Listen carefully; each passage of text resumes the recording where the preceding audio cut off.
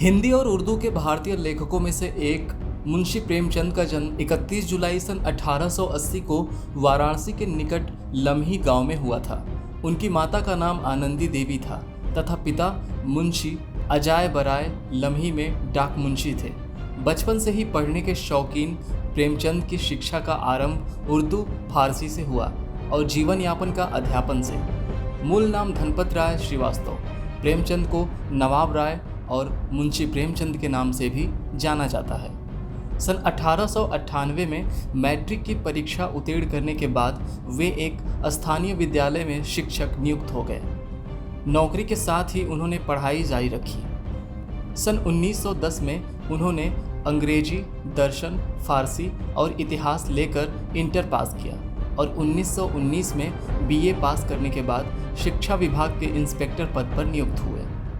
भारत में कलकत्ता की पहली राज्य परिवहन सेवा की स्थापना 31 जुलाई सन 1948 को की गई। कोलकाता में जन यातायात कोलकाता उपनगरीय रेलवे, कोलकाता मेट्रो, ट्राम और बसों द्वारा उपलब्ध है। व्यापक उपनगरीय जाल सुदूर उपनगरीय क्षेत्रों तक फैला हुआ है। भारतीय रेल द्वारा संचालित कोलकाता मेट्रो भारत में सबसे पुरानी भूमिगत यातायात प्रणाली है। ये शहर में उत्तर से दक्षिण दिशा में हुगली नदी के समानांतर शहर की लंबाई को 14.65 किमी में नापती है। यहाँ के अधिकांश लोगों द्वारा बसों को प्राथमिक तौर पर यातायात के लिए प्रयोग किया जाता है। यहाँ सरकारी एवं निजी ऑपरेटरों द्वारा बसें चलती हैं। भारत में कोलकाता एकमात्र शहर है जहाँ ट्राम सेवा उपलब्ध है। ट्राम सेवा कलकत्ता ट्रामवेज कंपनी द्वारा संचालित है। ट्राम मंद गति चलित यातायात है।